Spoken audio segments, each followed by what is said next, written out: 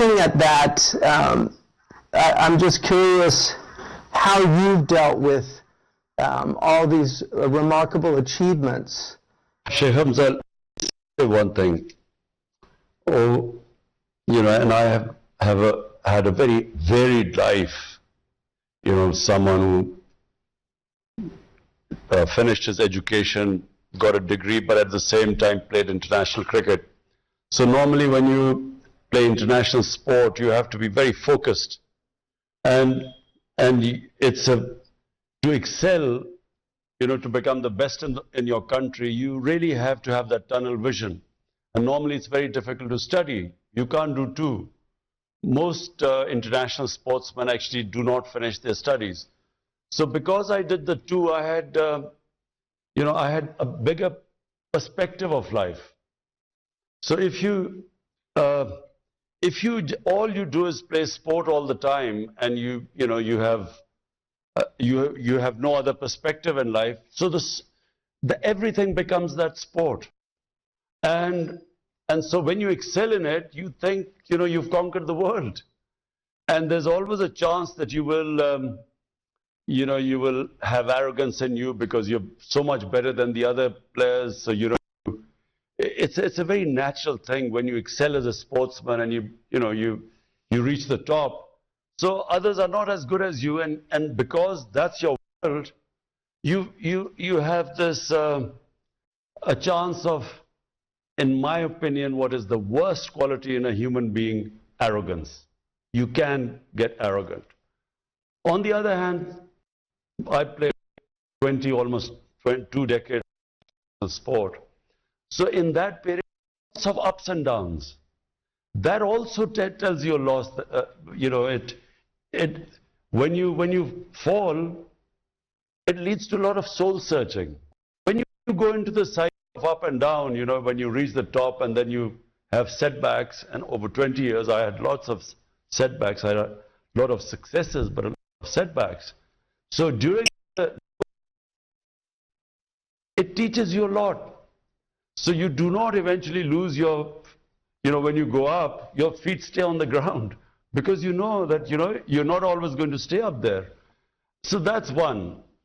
But really it is, you know, later in my life, just at the end of my sporting career, when I was blessed with Almighty's greatest gift, and that's faith. You know, I never understand this concept of people forcing into someone into your religion or faith, because for me faith is a gift of God. You know, not everyone has this iman or faith. So once you have that, then you have a completely different perspective on life, because you believe that success, respect are in the hands of God. This is, you know, clearly stated in the Quran. So once you know that, when you have successes, you then attribute it to God. And you know that it's because of His will that you have succeeded. So arrogance disappears from your life. And then the most important thing, that you control what is the most destructive thing within in a human being, is the human ego. If you do not control the ego, it is very destructive. And I've seen it, you know, destroy human beings. So faith, actually, true faith, iman, firmly makes you control your ego. And there's a tradition in American baseball that when they see a pitcher pitching a perfect game, all the other players leave him alone, because they know he's gone into a kind of zone, and they don't want to disrupt that. But what they do at the end of the game is they push a cream pie in his face as he comes off the mound. And it's a way of reminding him, you know, you had a perfect game today, but tomorrow you might lose. So there is an awareness, I think, in people of that up and down. We read in the history books that when a Roman general used to come back victorious, you know, there would be a man standing behind him when he would be taking all the applause from the crowd. He would be telling him that, remember, you're human. Exactly. And I think this is something that a lot of people in positions when they get into positions that you've gotten into, they very often shut that aspect out and surround themselves. I mean, this is one of the things that Aristotle says is that tyrants surround themselves that they don't want to be reminded of those things. And Pharaoh is a good example of that. And it's very interesting that in the Quranic narrative, the most repeated story is one of immense arrogance, which is Pharaoh, and then the humble servant of God, which is Moses, and then this idea that in the end it's humility that God gives victory to. I'm one of the things about pride that really interests me is I know in Urdu they say ghurur, which is very interesting because it's taken from the Arabic, which is a kind of self-delusion, that you enter into a delusional state from Arabic. Gharur is one of the names of the devil. And then there's this idea of izzat, which in Arabic is actually a positive thing. The Quran describes the believers as having a kind of dignity and a sense of self-worth. And I think what it seems to me is that in many parts of the Muslim world, a lot of Muslims have lost that sense of civilizational pride. And I think it seems to me that what you're really trying to do in an extraordinary country and sense of who we are as a people. The Quran liberates a human being when God says that there are three things that are in His hands. Number one is respect and humiliation. So you cannot be humiliated and you cannot respect unless God wills it. Number two is how much risk, in other words, how much you will,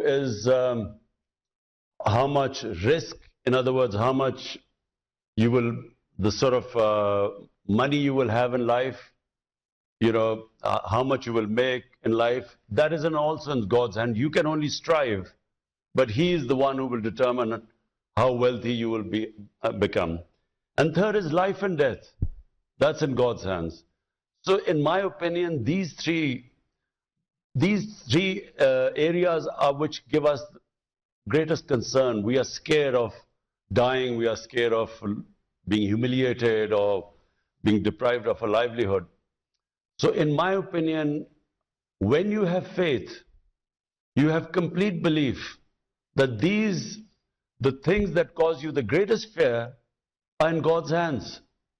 And therefore, you realize that the only thing you have got in your hands is to struggle. Success lies in His hands, and which I've always tried to tell my political party. I've always tried to make them understand this. Because, when I came into politics, there were two things. Everyone, because there are mafias in politics, people were scared to come into politics because they were scared they would be killed or they would be beaten up by these mafias. So number one fear was actually of dying. And number two was of being humiliated because they were powerful people. They would, my character assassination in these past 20 years, the sort of things they have come out against me and all sorts of scandals and fake news to humiliate me. But the reason why I struggle all this time and for 15 years really without much success is because it was my belief that no human being can humiliate me, no matter what they say. And secondly, life and death is not in my hands. I'd built this cancer hospital and I'd seen friends of mine come in to the hospital perfectly healthy with a tumor and gone in a few months' time. So this fear of dying is also a big impediment in a human potential, a human being achieving its potential.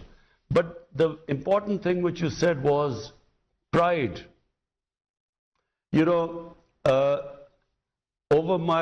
During my life, I also realized that this self-esteem, it is the greatest trait of a human being. In our language, we call it ghairat. It is a great quality in a human being. And I remember my house was being built, and it was the hottest time of the year. And I was just watching this house, the sun was blazing down and the laborers were working.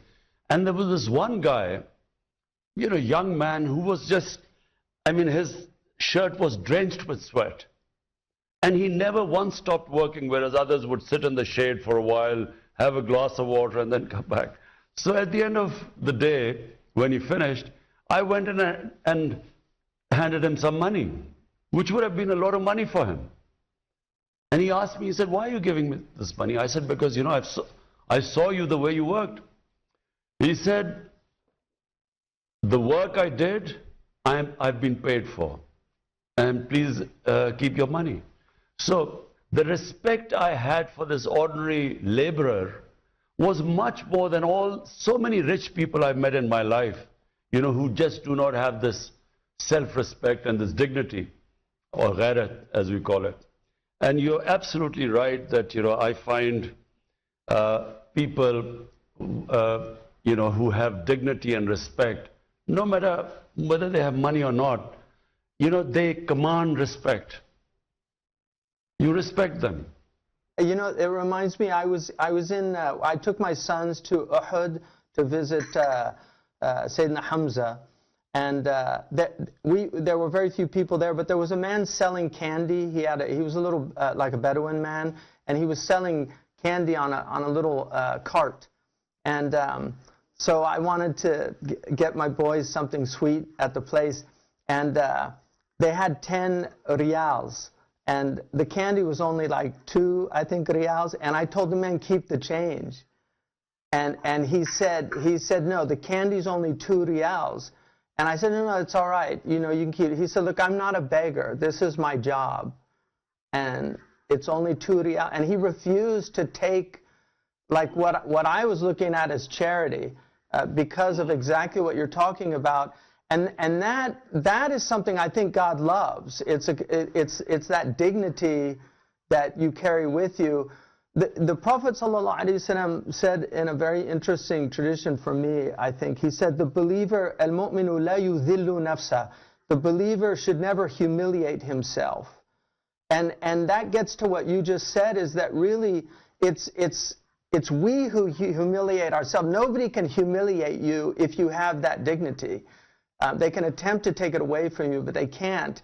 And that gets back to a question of how you think we can restore this sense of dignity that for a lot of Muslims seems that there's almost a shame, especially in wealthy people. And I think it's something that I find very inspiring in you, is that you're not ashamed of your faith and your tradition, which is quite rare amongst people that have entered into politics. There's almost a reservation in acknowledging the part of faith. Sheikh Hamza, 2 things. One, that La ilaha illallah, no God but Allah.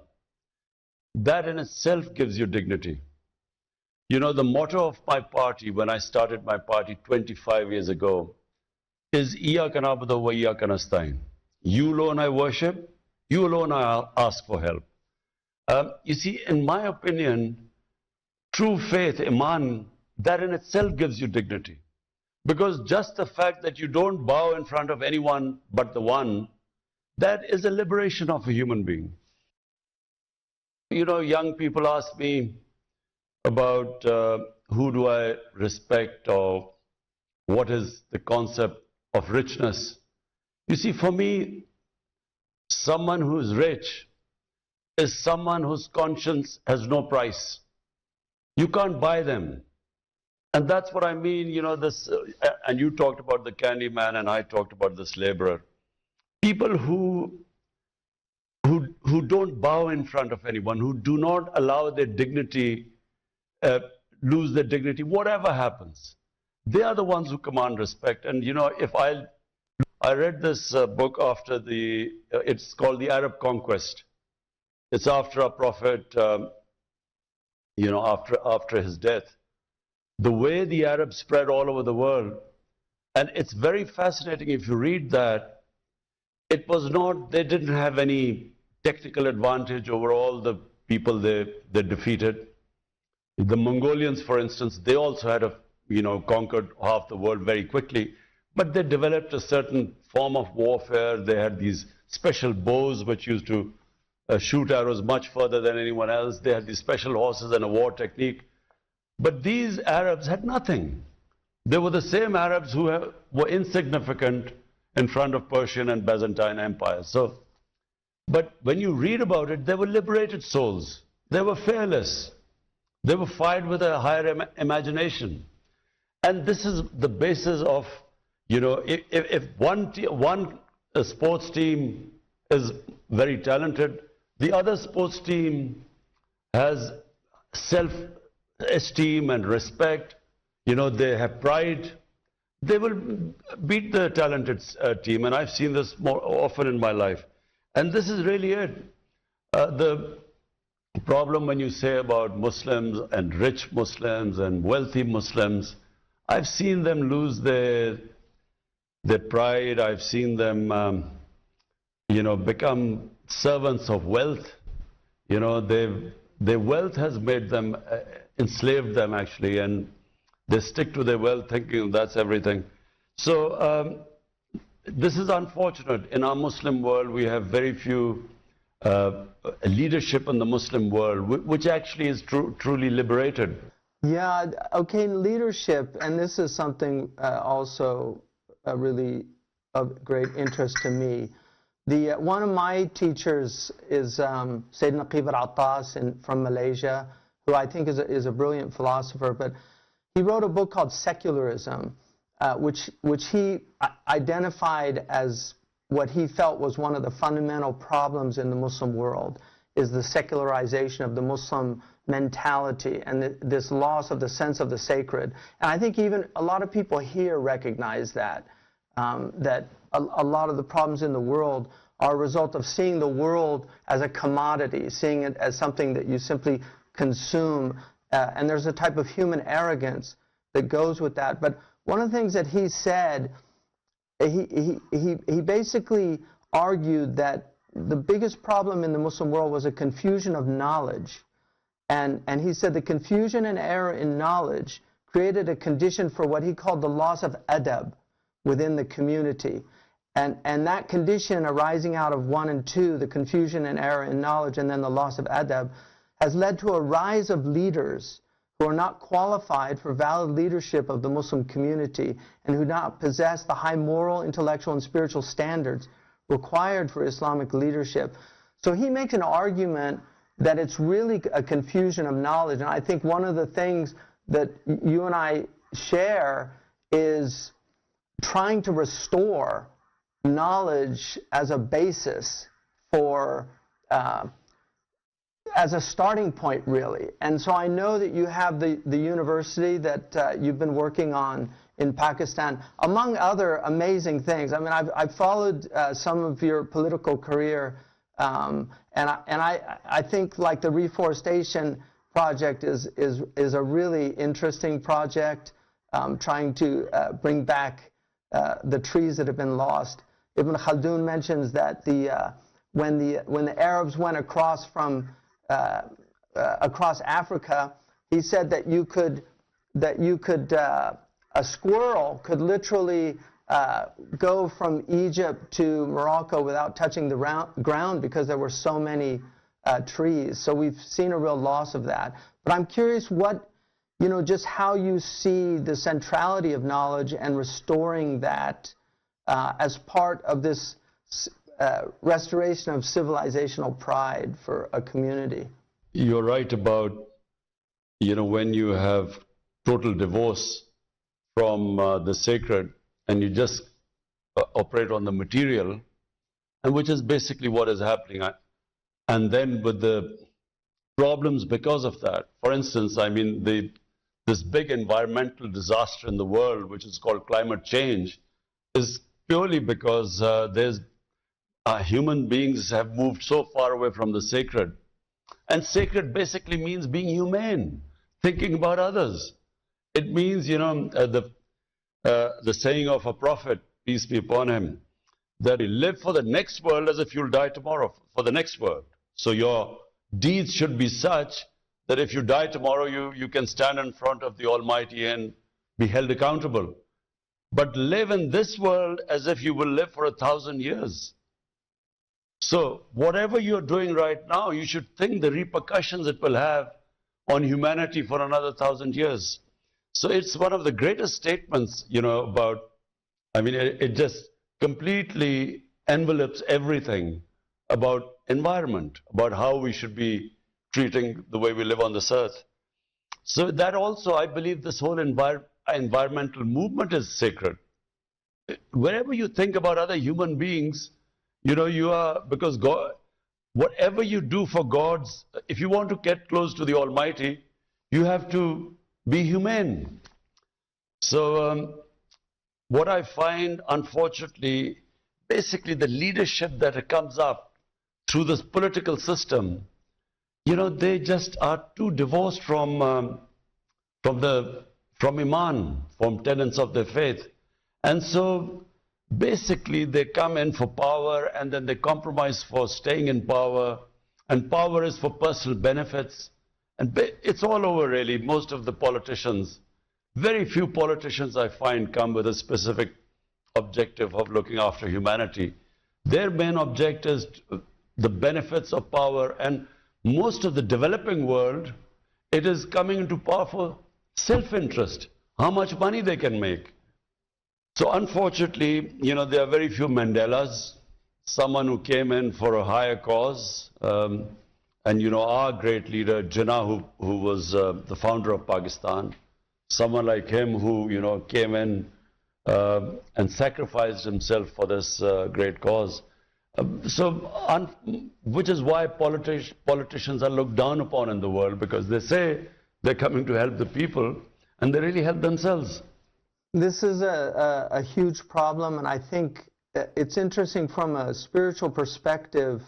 A lot of the ethical traditions that we have, and not just in the Muslim community, the source of this is arrogance, and because it's the idea that the human being somehow has only responsibility to himself, that he's not responsible to anything above himself. So he in essence makes himself like a god, and that gets to how do we, just in terms of as a community, how do we get out of the conditions that we find ourselves in? Because I think a lot of Muslims, have looked at the Muslim world for some time and seen the type of rulers that exist in the Muslim world, and I think there's so much animosity, unfortunately. So instead of praying for people, because one of the things that traditionally, like in the Imam Tahawi's creed, he says that we have to pray for our leaders, that there's this idea that as you are, so are the people put over you, so that if the people themselves are corrupt, they very often get that type of leadership. So how do we get out of that situation? I mean, I know the trials and tribulations that go with leadership. Like I said, I run a very small college, and the headaches that I have just from that, the lack of sleep, the difficulties that come with that. And so I can't imagine the type of burden that somebody like yourself would have on your shoulders. So what's the light at the end of the tunnel that's not an oncoming train? Sheikh Hamza, when I started politics, I only came into politics. If I did not have Iman or faith, I would never have come into politics, because I had everything. I mean, I was already a big name in my country, a sports star, and I had, respect, and I had, the money I wanted for my life. I had enough money. So, for me to spend 22 years of my life struggling to, become a prime minister, it made no sense. Why would someone like me who had everything? So the only reason was I believed that I had a responsibility to my society because I was given more than others. The whole test of a human being according to, I think, all religions, is that if God gives you, He will test you according to what He's given you in life. The hereafter test, the test when we meet our when we meet our God, He will test us. What did we do with all the benefits and privileges and His blessings He gave us? So I figured out, and I had already had faith before I came into politics. And I came into politics because I had faith. And because I had faith, I realized that I was so blessed that I had a responsibility to the society. So I wanted to make Pakistan an Islamic welfare state based on the concept of the state of Medina by our Prophet, peace be upon him. And I also, looked at his struggle. The Almighty made him struggle for 13 years. So I figured out that, if he could make his, the person he loved the most to struggle, then, and we were told to follow his way, his sunnah. So that's how I did it. Because I did not think that I was going to make any personal gains or some benefits of power. I came in because I thought we should make Pakistan, make the state on the principles of the state of Medina. And I always believe one thing, that, despite all the difficulties and adversaries and disappointments, I believe that, we human beings only have, God has only given us the power to struggle. Whether we succeed or not is not in our hands, as was shown by, the life of our Prophet, because for 13 years he struggled, and a very tough struggle. And then when he did the hijrat to Medina, he didn't know that it would be the beginning of his rise. And even then in Medina for first 5 years, it was a real struggle. So therefore, for me it was just a struggle, and I have this ideal that we want to have this country based on two principles. One is, it should be a welfare state, a humane state, which takes care of its bottom strata of the society. And secondly, rule of law. The fundamental principle of a civilized society is where you bring the powerful under the law. And which is the biggest problem in the developing countries, because we don't have rule of law. Powerful have one law, and the weak are judged by another law. So the jails are all filled by the poor people. The rich crooks never get into jails.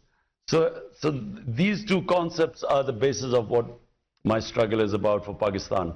I don't think that's just a problem in the developing countries, unfortunately. A lot of people that should be in jail in Europe and America are not in jail. So I think that seems to be a major problem. In coming to winding it down, I think it seems to me that you've taken on an incredible challenge, and it's very inspiring. And I think I know a lot of Muslims here are inspired by it. One of the most successful communities in the United States is the Pakistani community in diaspora. And in fact, the college that I'm running and right now that I'm in is largely here because of Pakistani immigrants to America. I mean, we've had the real backbone of our support has been from South Asians, from largely Pakistani, but also Indian and Arab and other groups. And the Pakistani community here is a very successful community, and there's a very interesting book. It was somewhat controversial when it came out, but I actually found it very eye-opening. And it was a book by these two Harvard researchers. It was called The Triple Package. I don't know if you ever saw the book, but it looked at the most successful communities in the United States, and one of them was the Pakistani community that they looked at, and they identified 3 qualities of their success. That's what they called the triple package. And the first one was they had a sense of superiority, which I thought was very interesting. And it wasn't so much in an arrogant type of way, but they really saw themselves somehow as exceptional. And they said that that view could be a religious exceptionalism, like the Jewish community, like a chosenness, or it could be ethnic or national. But the second quality that they identified was a sense of insecurity, that they had something really to prove, and that it created a kind of tension that forced them to really work harder than the other people, because they wanted to show that they were worthy of that exceptional status. And then the third quality that they identified was delayed gratification, that they were able to put off. And that gets back to what you were talking about discipline, because certainly I know that anybody that becomes a world-class athlete delays gratification. They have to, because of the type of discipline and effort it takes. And so those were the three. But what struck me about that is I really felt that the Quran in some ways was a triple package book. Because on the one hand, it says things like, that kuntum khayra ummatan ukhrijat linnas, you're the best community that's come forth for humanity. And then on the other hand, it says things like you were created from a vile fluid, that the human being is of earth. The Prophet ﷺ said, Kullukum min Adam wa Adam min turab. All of you are from Adam, and Adam is from dust. He said, I was commanded to be humble so that nobody could show arrogance towards another person.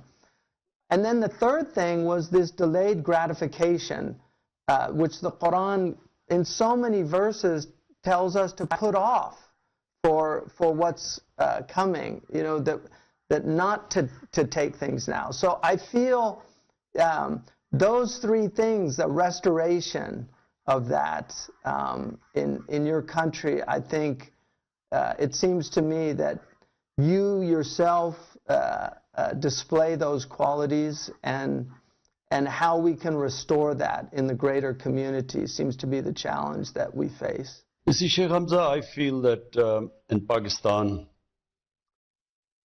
this country has tremendous potential. People are immensely talented, they're quite diverse. We have a very diverse mix of ethnic groups in Pakistan, very talented. Problem is, we haven't, if I look back why we haven't achieved our potential, it's one sentence, rule of law. We have had elite capture. So a society where a certain elite just captures the resources and deprives the majority of proper education, healthcare, justice. And so, if I had to put my finger on it, it's a lack of rule of law is the reason why we haven't achieved our potential. And I actually am convinced that no society can ever achieve its potential if there is not rule of law. Because merit is also associated with rule of law. And if you do not have meritocracy in a society, you have this elite which is spoiled, which is rich, which has captured the resources, which doesn't struggle and strive. They sit on the main positions, they decay. So countries disintegrate because of a decadent elite. People don't decay, it's the elite that decays.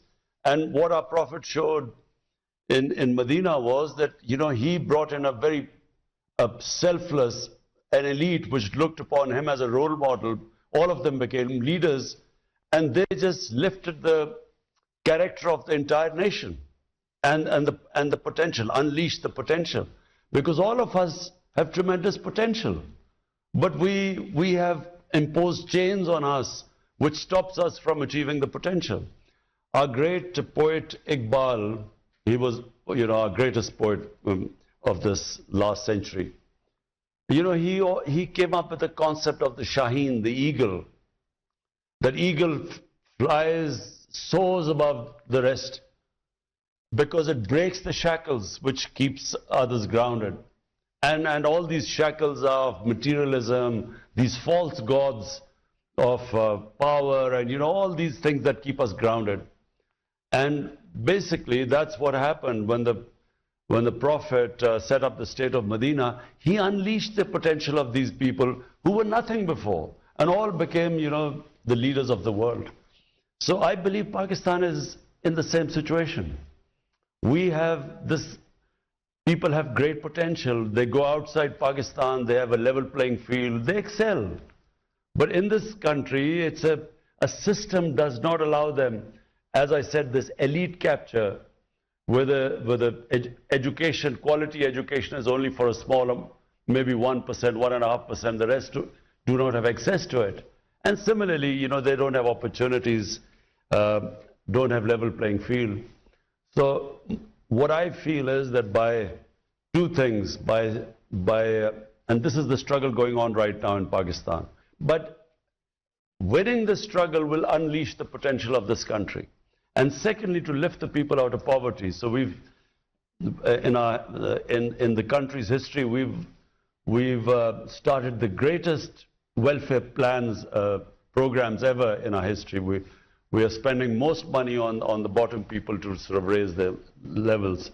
So this is basically my ambition, and I feel that if I can just do these two things, lift people out of poverty, create wealth so that you can spread it around, and break the monopoly of this elite, these mafias, I feel this country, I always believed it had great potential. It's a great vision, and I really pray that you have tawfiq